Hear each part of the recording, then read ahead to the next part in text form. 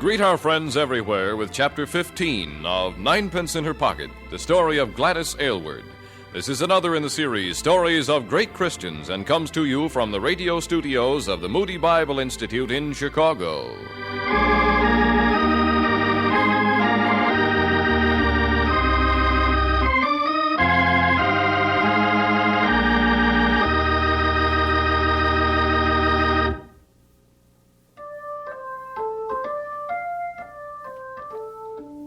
Becoming the Mandarin's foot inspector had given Gladys Aylward some importance, but quelling the prison riot gave her a great deal more prestige in the eyes of the Chinese.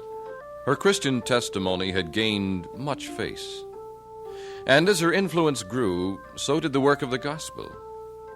Instead of filling their hands with mud to fling at the white devil, the people brought gifts. Merchants bowed politely as she passed their shops, and muleteers crowded into her inn to hear the strange Jesus stories that she told.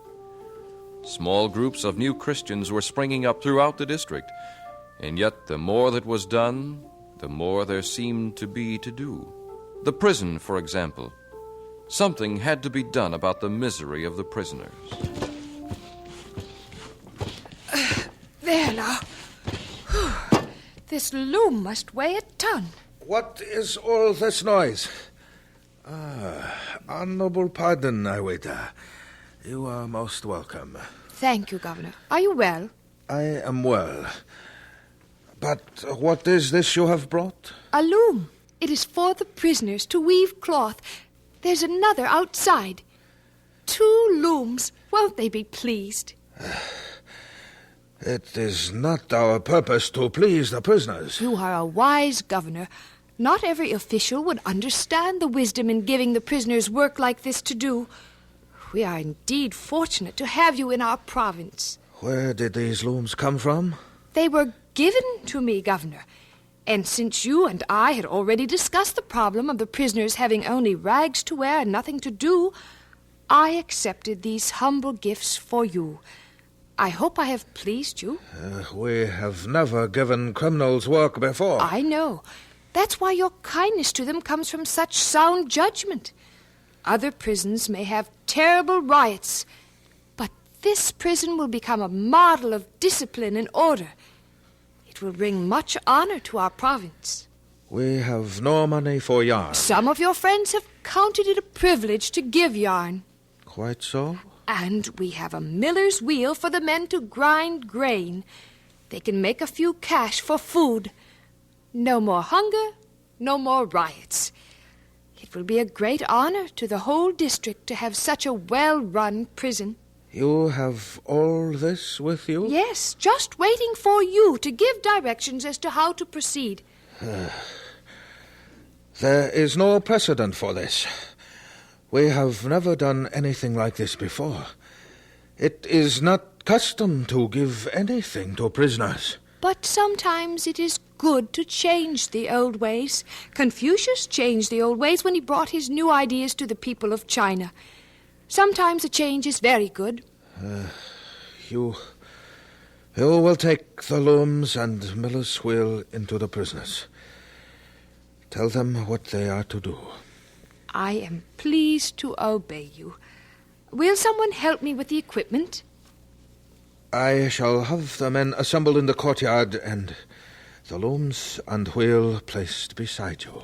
You are most gracious, Governor, and most wise.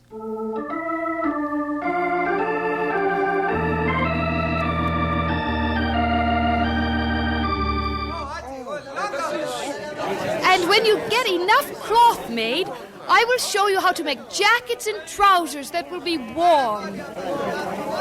Wait, listen. There are other things you must do. You must stop the sickness from coming to you and from spreading from one man to another. You must all wash every day at the well. You must wash all your vegetables and fruit and again before you eat. You must wash your hands before you eat. Someone must be appointed to see that this is done. I will see that your words are honored, I wait. The men will obey you. Thank you, Feng. You will find us farmers who will let us grind their grain? Yes, the grain will come this week. Will we see farmers? No. I believe the guards will bring the grain into the courtyard. What's the matter?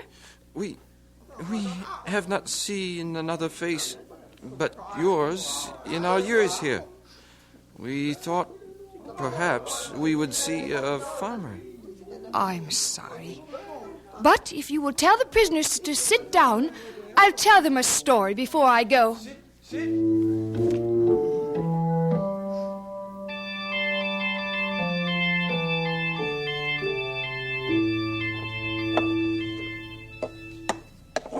Now you much important, Missy Aylward, more than Missy Lawson. Now you have much face. Why do you say that? Again, Governor send quickly for you. And you want to know why? You far above humble servant. You are gracious to permit my service. Is there more tea?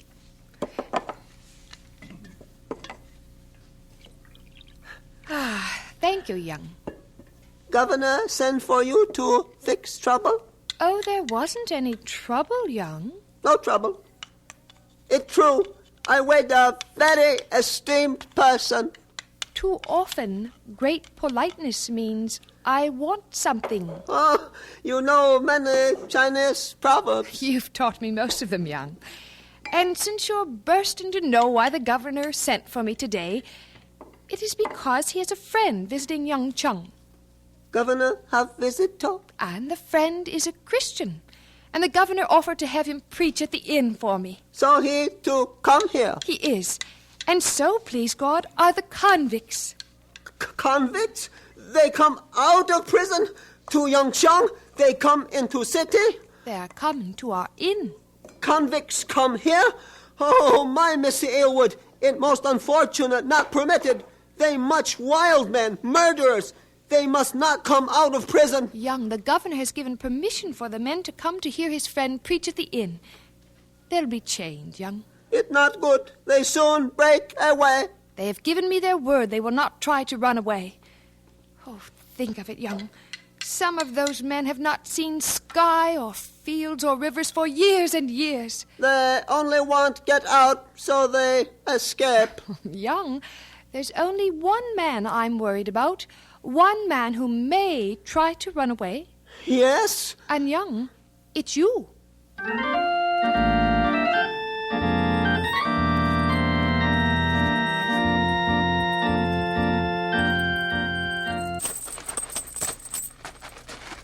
Prisoners must not tarry. Keep moving together. I wake up. I see a bird. Flying bird. Yes, it's lovely. Keep moving, I say.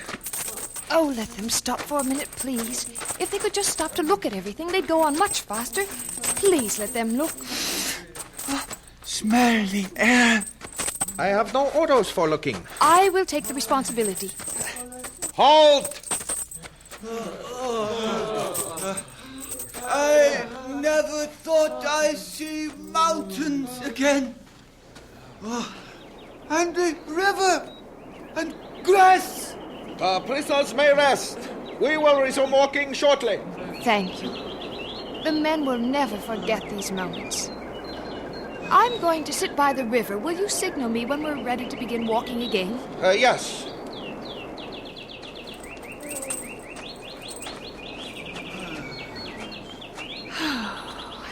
How lovely. Yes. Oh, I didn't see you. No one sees beggars. Is that what you are, a beggar? You have a child? So it seems. Well, you have no right to sit there with a child in that condition. The poor thing is almost dead. What is it to you? Oh, the sun is pouring down on that child's head. Get it out of the sun. What's it to you if it lives or dies? I'll get another soon enough. I said cover that child's head. Perhaps you would like a baby. You can have it for 200 cash. I haven't got 200 cash. 150 cash. I haven't got 150. And I don't want the child anyway. Prisoners, resume.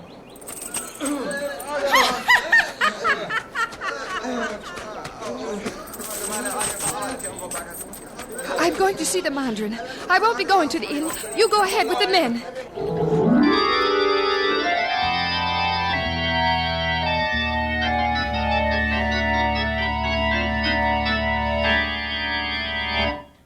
Welcome, Aylward. Mandarin, are you well?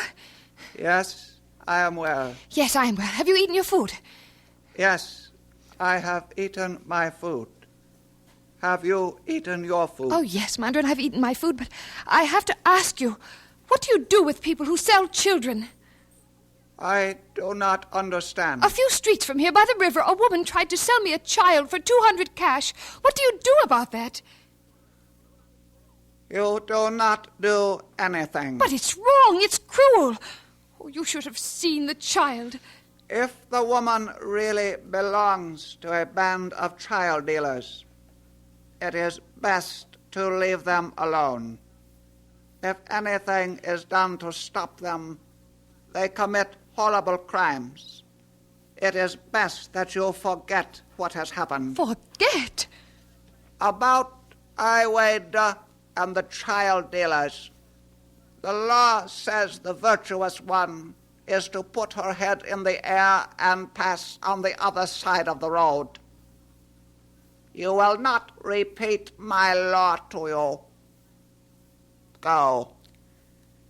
Mandarin, I respect you very much. You are wise, and I want to obey you. But I came to China for the love of Jesus Christ, and it must be His laws that I obey.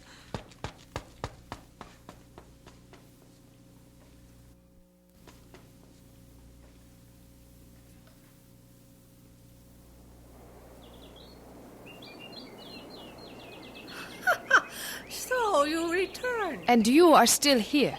I will sell you the child for 150 cash. I haven't got 150 cash. How much will you give for it? I haven't any money. And what would I do with a child? But you want it, don't you? I don't want you to have it. Well then, what will you give for it? Oh, here's 9p. It's all I've got. She's yours. Mine? This poor, wretched little thing is mine.